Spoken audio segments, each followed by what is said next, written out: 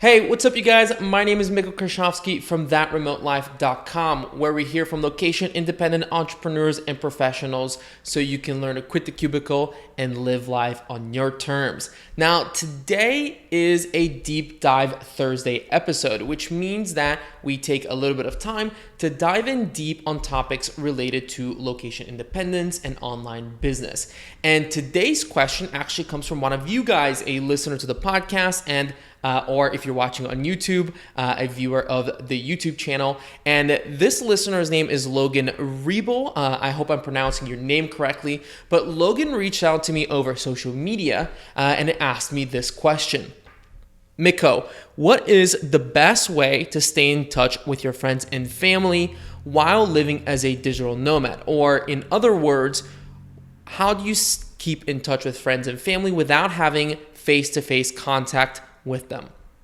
Now, I'm really happy to hear this question because it is a really important topic that I don't think is often discussed. I think a lot of content on the digital nomad lifestyle just tends to focus on all of these benefits of, getting to live wherever you want to and, kind of like living this remote lifestyle. But one of the negatives is that a lot of times you don't see your family as often. You are maybe living in a part of the world that is far away from your family, or you're just traveling so often and for such extended amounts of time that you don't get to see your family very often. And so I do have some thoughts on here. This is something that I've been doing for the last 3+ years. And in that time, I have gotten the chance to really learn how to stay in touch with my friends and family while being abroad and while living as a digital nomad. So with that, I have 3 ideas and plans for you guys to execute in order to stay in touch with your friends and family. So let's dive into that. So the first kind of thing that you can set up is actually a weekly check-in day with your friends and your family. Now, this is something that I've been doing for over a decade now. When I was 10, my parents and I immigrated to the United States from Bulgaria, and this is actually something that we started doing back then. Essentially, we left all of our family behind in Bulgaria, and what we started doing pretty quickly were these weekly calls with friends and family back home in Bulgaria. And so usually what this looks like is every Sunday morning, while we're having our coffee and our breakfast, we'll just pull up Skype or FaceTime or whatever, Zoom, and we'll just call friends and family. We call my grandma all the time, who's still living in Bulgaria. We'll call my aunts and uncles and some other friends. And it's just a really nice way to get your Sunday started. Just kind of spend a couple of hours getting in touch with your family. And this is something that Sarah, my fiance, and I continue to do when we're traveling as digital nomads, is we take Sundays, and it can't be in the morning, since when we are in Europe, the morning there is in the middle of the night in the US. But what we'll do is we'll set aside a little bit of time every Sunday afternoon when we'll call my parents, her parents, any other friends and family back in the States that we want to kind of touch base with and see how they're doing. It's not the same as getting to hang out with your family, but while you're traveling in a way, it's a really great way to kind of, really touch base with them, see what's going on, and get a little bit of face-to-face time, even if it's digitally. Now, my second tip is to really lean into the fact that you're a digital nomad, and to have your friends and family come and visit you wherever you are at the moment. This is something that, again, my fiance Sarah and I got to do a few months ago when we were living in Mexico, and my parents ended up coming down and spending some time with us in Mexico. And this is, I think, like a win-win because A, you get to see your family or friends, and B, your family and friends get to have a really awesome experience. They get to travel, they get to get a little bit of vacation time in, and come and, get a look in your life and get to live a little bit with you and kind of see what your experience is like. And I think this is a great way to get your friends and family to, travel a little bit more often, because that way they know that they have somebody, they're going to stay with somebody that they know. They're not just going to a hotel or an Airbnb and are alone in the city.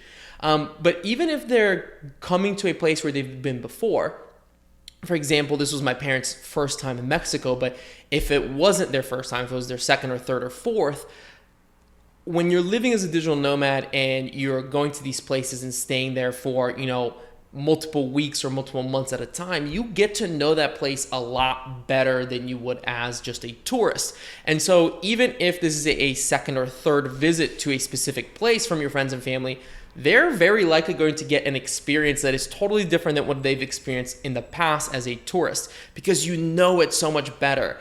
You've had the chance to really discover those tiny little, secrets of that place, maybe some hole-in-the-wall bars or restaurants that are really, really good that they would have never had the chance to experience otherwise. And so I think this is a really great way. I mean, seriously, if you are location dependent, if you have home bases all over the world, if you, go and spend, a few months at a time in Europe in a certain place, tell your friends and family ahead of time, and then they can schedule and come and see you. And we've done this a few times, and it is so much fun. It's great because you get to see your friends, you get to be very kind of like in the moment with them. Maybe they'll spend a week with you or something like that. So you really get a lot of FaceTime for a week. You get to have some amazing times with them, and they get a vacation out of it. It's a win-win.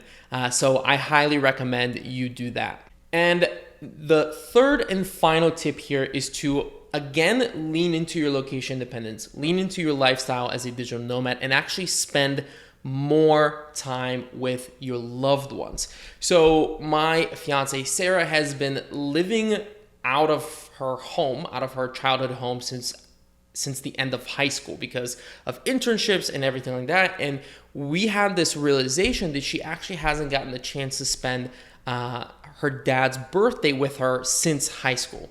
So what we decided to do was, okay, let's make sure that this summer we get to spend a lot of time with him since, she hasn't had the chance to spend his birthdays with him in a long time. And so just because you're living as a digital nomad or, you're location independent doesn't mean that you can't use your travels to actually see more of your friends and family. Go and spend time with your family for a few weeks. Go and visit a friend who lives across the country that you don't see very often. Go and spend a week or two with them. Doesn't mean that you got to just crash in their pad and stay with them the entire time. Maybe get a hotel room or an Airbnb. The Airbnb might be a little bit more financially feasible for most people, but really lean into it and use your location independence to see more of friends and family. I remember that in the very beginning when Sarah and I started living as digital nomads, her parents were kind of like didn't really know what this was all about. It was totally foreign. They had never heard of anyone else doing it. But then when we got to go back and spend weeks with them, which we wouldn't have in the past because we had jobs here in Cincinnati and they live in Michigan, they were like, okay, this is interesting. This is cool. We get to see a lot more of you. So even though I think a lot of times living as a digital nomad, a lot of people picture it as you being pulled away from your family and friends. If you feel that you've been away and you want to kind of reconnect, there's no reason that you can't use your location dependence to see more of your friends and family. And something that goes along with that idea is an article by Tim Urban, who is the author over at Wait But Why. He wrote an article called The Tail End a few years back. I don't really remember how long ago. And in this article, he talks about how little time we have left specifically when he wrote the article, he talked about how little time he realized he had left to see his parents. And he kind of did all of this math to show that he had essentially spent, I think like 80 or 90% of the time that he was ever going to spend with his parents, he had already spent it by the time that he was in his early 30s. I'm gonna link to that article. But what's interesting here is that a lot of times, even if you're living in the same city as your family and friends, how often do you really get to see them? And when you do see them, how much of that time is actually conscious? How much of that time are you actively engaged? How much of that time is actually quality time? And I think that by being location dependent, even if you're further away and you maybe only get to see your family and friends once, twice, or 3 times a year, that doesn't mean that those times can't be way more valuable, way higher quality than if you were living in the same city and you just got to see them every week for a couple of hours. So I really think this is a mindset thing. I really think that this takes time to like plan it out. And if this is something that's important to you, if it's very important for you to see your friends and family, make that, put that on the forefront and really try to plan it out. We try to plan out, for example, like a year in advance, when are we going to see friends and family? And when we travel, this is one of the really cool things is that when you do travel extensively the way that we do, you're not just leaving behind friends. You end up making new friends. And what's really cool is that then you can plan where to go based on where your friends are going to be. And so, this is one of the things that we talk about with our friends all the time that are also digital nomads. Like, all right, where are you going to be in July? Oh, you're going to this place? Great. That sounds really fun. Maybe we'll come along and we'll get to spend some time together. And then maybe while we're in this place, we can have our families visit or something like that. So I think that taking these 3 tips and really consciously thinking about it and making a plan for the year of how you're going to see your friends and family will help, and you won't feel so like removed or so like you're missing out on friend and family time. So again, those 3 tips in review are: number 1, no matter what, schedule a weekly time to talk with your friends and family. Let them know that you'll be calling. Make it like a constant thing that they can look forward to that's in your calendars. We like to do Sundays. You can do any other time. But make sure that, depending on where you are in the world, you're scheduling that time so it's comfortable for both parties. Number 2 is to actually have your friends and family come and visit wherever you're traveling.